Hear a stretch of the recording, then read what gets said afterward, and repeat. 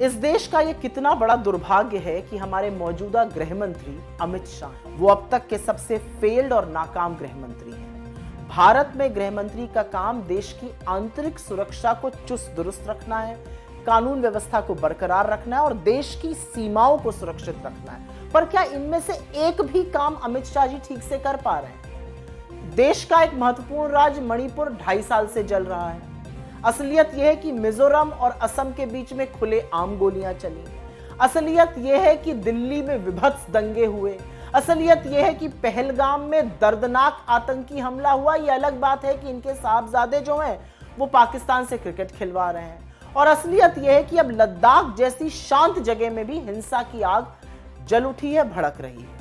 और यह सब गृह मंत्री अमित शाह की नाक के नीचे हुआ है। यह असलियत है।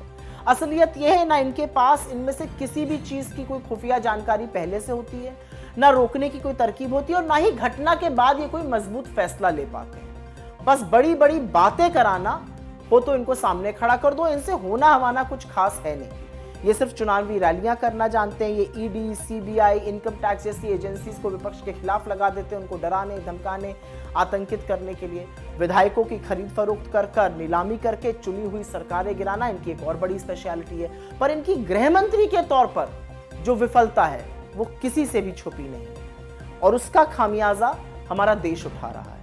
कहने को तो आंतरिक सुरक्षा इनका काम है, दूसरा इनका काम है बॉर्डर सुरक्षित रहे, लेकिन जब मौका मिलता है ये घुसपैठिए करने लगते हैं। अरे आप ही गृह मंत्री हैं, आप ही की जिम्मेदारी है, उस जिम्मेदारियों से कब तक भागिएगा? लेकिन यह सच है कि देश एक बहुत ही विफल नाकाम गृह मंत्री का खामियाजा जोर से भुगत रहा है।